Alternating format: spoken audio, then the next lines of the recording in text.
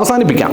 Preparation അവസാനിപ്പിക്കുന്നതിൻ്റെ ഭാഗമായിട്ട് നിങ്ങൾക്ക് ഒരു സ്റ്റെപ്പ് കൂടി ആഡ് ചെയ്യുകയാണ്. ഇതിന് പുറമെ നിങ്ങൾക്ക് വേറെ കാര്യങ്ങൾ ഓർക്കാവുന്നതാണ്. എന്നാലും അവസാനമായിട്ട് നമുക്ക് ചെയ്യാൻ പറ്റുന്ന മറ്റൊരു കാര്യം എന്ന് പറയുന്നത്, റെഫറൻസ് മെറ്റീരിയലായിട്ട് നിങ്ങളോട് ഞാൻ എടുക്കാൻ പറഞ്ഞത് NCERT പാഠപുസ്തകങ്ങളെയാണല്ലോ.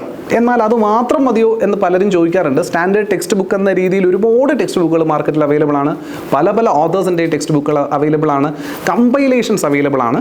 നിങ്ങൾക്ക് ഇത് സ്വീകരിക്കാവുന്നത് ശരിക്കും പറഞ്ഞാൽ മറ്റൊരു നെക്സ്റ്റ് ലെവൽ ഓഫ് പ്രിപ്പറേഷനെ നിങ്ങളെ സഹായിക്കാൻ പോകുന്നതാണ്. അടിസ്ഥാന ഇൻഫർമേഷൻസും ബേസിക്സും ഫാക്ട്സും ഒക്കെ നിങ്ങൾ NCERT ടെക്സ്റ്റ് ബുക്കുകളിൽ നിന്ന് വാലിഡേറ്റ് ചെയ്തിട്ടുണ്ടാവും, അല്ലെങ്കിൽ മനസ്സിലാക്കിയിട്ടുണ്ടാവും. ആ അറിഞ്ഞ അറിവുകളെ കുറച്ചുകൂടി ഡെപ്തിലേക്ക് കൊണ്ടുപോകണം എന്ന ആഗ്രഹമുള്ള ആൾക്കാർ, ഞാൻ സജസ്റ്റ് ചെയ്യുന്നത് ഒരല്പം കൂടി ഡെപ്തിലേക്ക് അതിനെ കൊണ്ടുപോകുന്നത് തന്നെയാണ് നല്ലതെന്നാണ്. ഒരു മുഴം മുൻപേ നമ്മളൊന്ന് പഠിച്ചിരിക്കുന്നത് തന്നെയാണ് എപ്പോഴും നല്ലത്.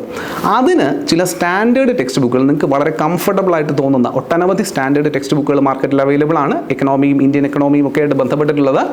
അതിൽ നിങ്ങൾക്ക് കംഫർട്ടബിൾ എന്ന് തോന്നുന്ന ചിലതിൻ്റെയൊക്കെ PDF ചെറിയ റെഫറൻസും അവൈലബിൾ ആയിരിക്കും. അത് നിങ്ങൾക്ക് വായിച്ച് നോക്കിയിട്ട് നിങ്ങൾക്ക് കംഫർട്ടബിൾ എന്ന് തോന്നുന്ന ലാംഗ്വേജ് ഉള്ള, മീൻസ് ഇക്കണോമിക് ലാംഗ്വേജ്, അതിൻ്റെ ഒരു ഭാഷ നിങ്ങൾക്ക് മനസ്സിലാവുന്ന ഭാഷയാവണം. ഇംഗ്ലീഷ് തന്നെയാണ് എല്ലാം. അത് നിങ്ങൾക്ക് മനസ്സിലാക്കാൻ പറ്റണം, ഇൻ്റർപ്രറ്റ് ചെയ്യാൻ പറ്റണം.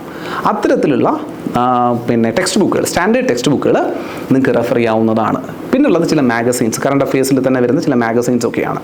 ഇത്രയൊക്കെ കൂടി കഴിയുമ്പോൾ തന്നെ PYQസും ചെയ്ത് സ്റ്റാറ്റിക് കണ്ടൻറ്റും പഠിച്ച് കറണ്ട് അഫെയറുകളെ പഠിച്ച സ്റ്റാറ്റിക് കണ്ടൻറ്റുകളുമായിട്ട് ലിങ്ക് ചെയ്യാനും സാധിച്ച് ചില സ്റ്റാൻഡേർഡ് ടെക്സ്റ്റ് ബുക്കുകളും റെഫർ ചെയ്ത് വരുമ്പോൾ തന്നെ നിങ്ങൾ 95% ഇക്കണോമിക്സ് എന്ന സബ്ജക്റ്റ് അറ്റൻഡ് ചെയ്യാനായിട്ട് UPSC പ്രിലിംസിനും, ഇനി അത് കഴിഞ്ഞ് മെയിൻസിന് വേറെയും കൂടി കുറച്ച് ക്രൈറ്റീരിയസ് കൂടി വരും. എന്തായാലും പ്രിലിംസിന് വേണ്ടി നിങ്ങൾ തയ്യാറെടുത്ത് കഴിഞ്ഞു എന്ന് തന്നെ പറയാം. ബാക്കി 5% അത് ഓരോരുത്തരുടെയും ഇൻഡിവിജ്വാലിറ്റിയിലിരിക്കും. ക്ലിയർ ആണെന്ന് പ്രതീക്ഷിക്കുന്നു. അപ്പോൾ എല്ലാവർക്കും all the best for your preparations. Thank you.